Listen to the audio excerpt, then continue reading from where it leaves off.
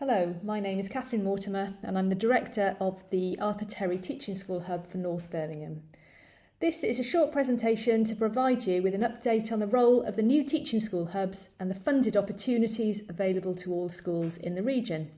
Arthur Terry has been designated as the teaching school hub for North Birmingham and there are 217 schools within this patch. So what is the role of the new teaching school hubs? Well, it's quite specific and it's part of the Department for Education's strategy to build a world-class system of teacher development and establish a strong professional development culture within schools. As a teaching school hub, this is what we've been currently focusing on over the last couple of months to get this in place ready for delivery. So we'll be delivering the early career framework and the newly reformed MPQs, and I'll talk in a little bit more detail about both of these in a bit.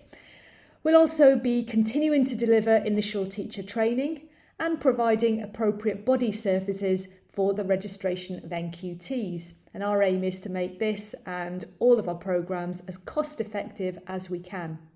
And then finally providing and signposting other high quality CPD which will be delivered through the hubs. For those of you who've been involved in the old teaching school system, what's important to note is that this is a different remit to the remit of teaching schools. Teaching schools were also tasked with designating SLEs and providing school improvement support. But basically, the new hubs have been given a much narrower remit of providing and signposting high quality CPD and high quality support.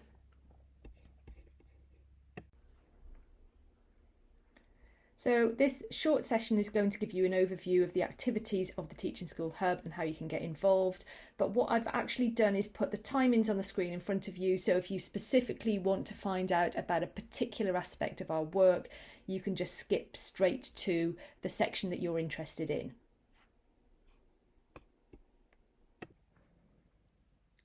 So if you're wondering where your school fits into all of this, here on the screen in front of you is a map of Birmingham.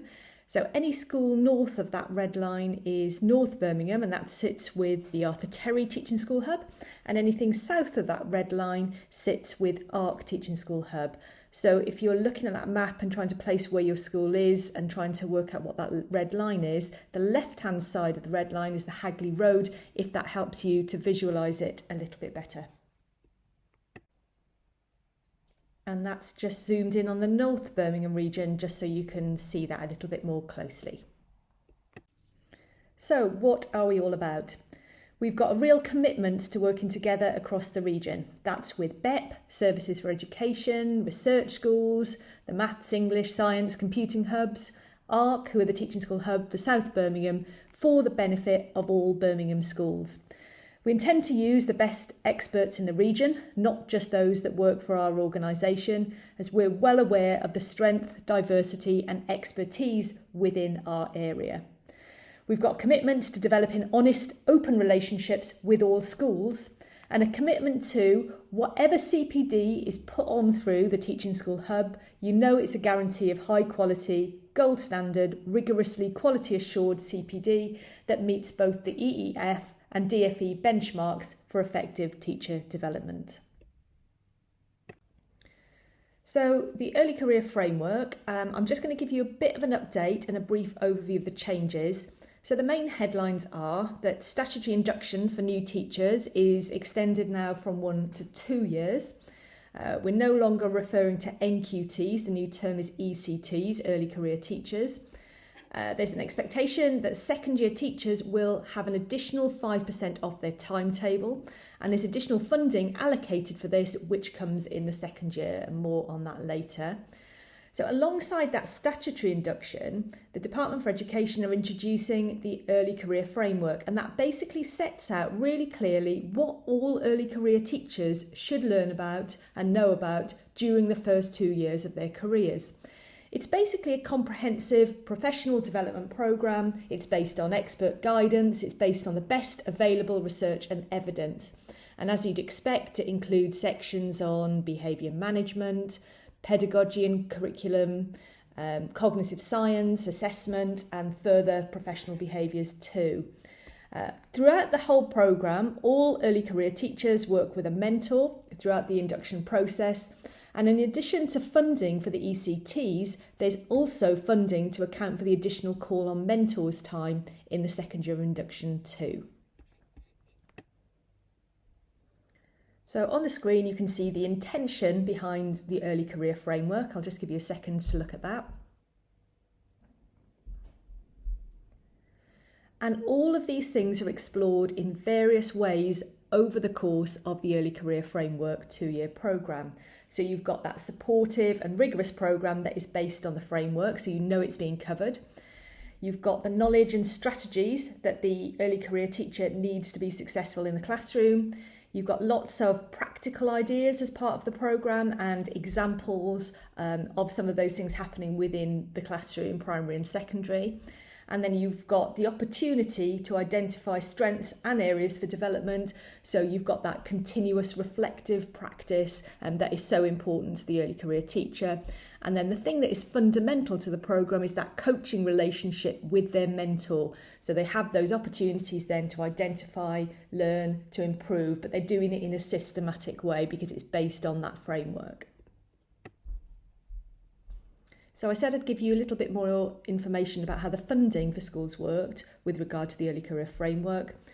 So it doesn't matter how you choose to do the early career framework, and there are a few options available to you. All schools will get £1,200 per ECT, which is paid in year 2, but they'll also get £900 per mentor, which is also paid in year 2, and that's to reflect the additional time that the mentor will need in order to properly coach and mentor their ECT.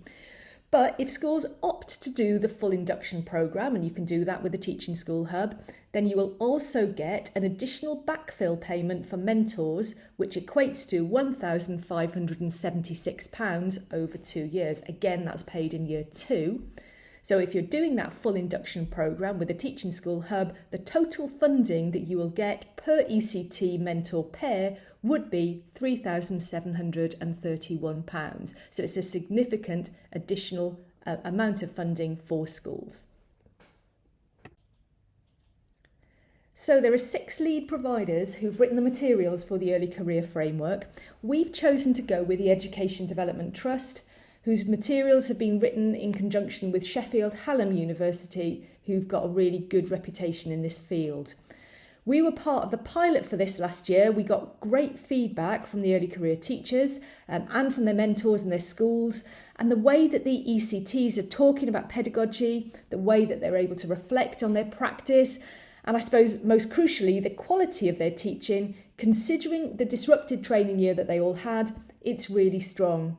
So we do passionately believe that this works, that it will work, and it will help not just to develop teachers, but also will help to keep them in the profession too. So I just wanted to flash up this infographic so you can see the makeup of the full induction programme. To be absolutely clear though, it's the mentor meetings with the ECTs that are key to the programme and key to the success of this. So the mentors meet with their ECTs on a weekly basis, and they work their way through a pre-designed online programme. It includes all of the up-to-date evidence and research. You've got videos to watch, you've got opportunities to rehearse and practice.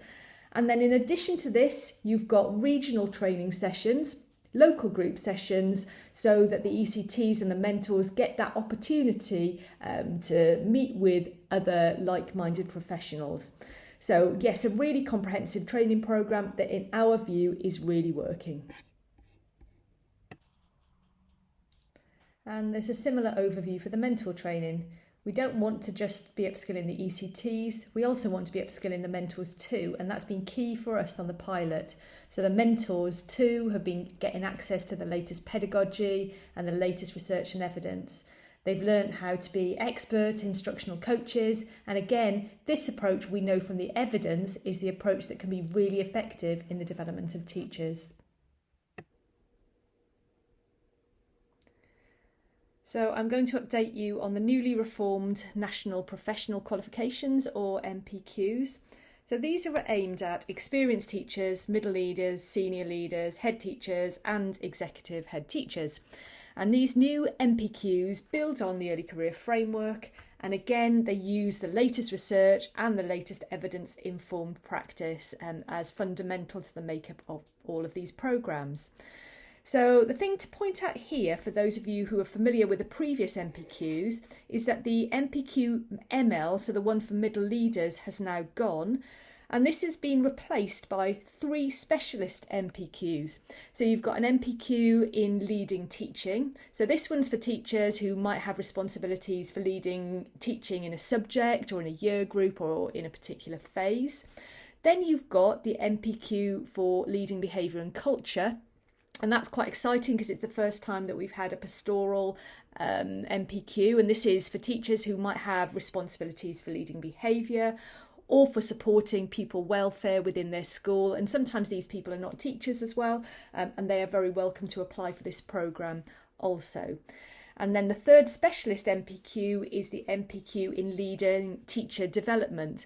So this one is for teachers who might be your ITT mentors or might be mentoring an early career teacher within their schools. Then in addition to the 3 specialist MPQs, as before, you've still got the MPQ for senior leaders, the MPQ H for heads, and one for executive leaders too.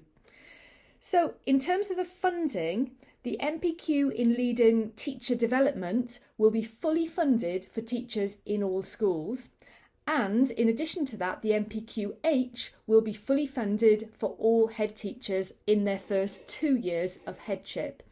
But even more exciting than that is that all of the MPQs are fully funded for teachers in schools that are in the top 30% for numbers of pupil premium students.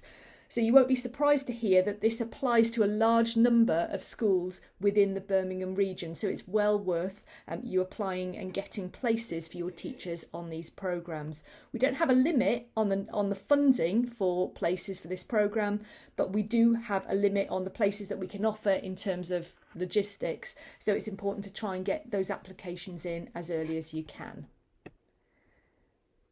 I popped the pricing structure onto this slide here so that schools who are perhaps not eligible for the fully funded places for all of the programmes, you can see that clearly. I've also put the lengths of the programmes so you can see the investment in time for these. And if you go onto our website, then you will be able to actually see the dates and the venues and all of the planning that's behind it and the timings of the programmes, if that is helpful to you before making that decision. As well as delivering the early career framework, we're also acting as an appropriate body for the registration of early career teachers. And if you're not sure what an appropriate body is, you're not on your own. You just need to know that all early career teachers have to be registered with an appropriate body, as this is the organisation that deals with the statutory assessment and the registration of ECTs. We've noticed a bit of confusion from schools around the registration of their ECTs. Early career teachers have to be registered with an appropriate body. This is statutory, but it's completely separate from the early career framework, which is a professional development programme and has its own completely separate registration process. What the appropriate body then does is monitor and quality assures the ECT assessments. We ensure that they're completed to a satisfactory standard, and we support schools if they have any ECTs that are struggling or if there is any concern about them passing the training year. So if you've got ECTs, it's well worth you double checking that they're signed up with an appropriate body, and they do need to be signed up now for 2 years. You're very welcome, if they're not registered with anyone, to sign them up with us. Our service is very competitively priced for ECTs on a full induction programme. That's £150 per year. And we'd be more than happy to talk this through with you or with a colleague. Initial teacher training is a key part of the Teaching School Hub remit and one that we are really keen to work collaboratively across the city on. Currently we have a SCIT, which stands for School-Centred Initial Teacher Training, and every year we train in the region of around 60 associate teachers. We've got a really high employment rates and many of our teachers go on to work in schools across the city. Initial teacher training currently is in a state of real flux. We've got a newly introduced ITT core content framework, which is very similar to the ECF, and sets out in detail the minimum entitlement for each trainee. We've also got a new ITT Ofsted framework to assimilate, and most recently there's been an ITT market review which sets out in great depth the way in which ITT providers will need to operate in the future to ensure that trainees have the highest quality provision. The review's currently at consultation stage, but what's likely to happen is that ITT providers will need to apply for reaccreditation and in doing so demonstrate that they're able to meet these new quality requirements in full. At Arthur Terry Skip, what we hope is that it will be a great opportunity for providers in the region to work collaboratively, to share best practice and to come together to ensure that training is of the highest quality for all trainees. Please get in touch with us if you'd like to become more involved in our ITT programme or you'd like to explore collaborating with us in more detail. So I hope you found some of that information useful. If you want to find out more information and more detail about any of our programmes, the best place to go is to our website, www.atnts.com, and there you'll find the latest course dates, all of the information that you need. And if you want to find out anything additional that you can't find on there, then please drop us an email, North Birmingham TSH, and we'll get back to you or give you a call so we can discuss in more detail. Thank you very much. Have a good day.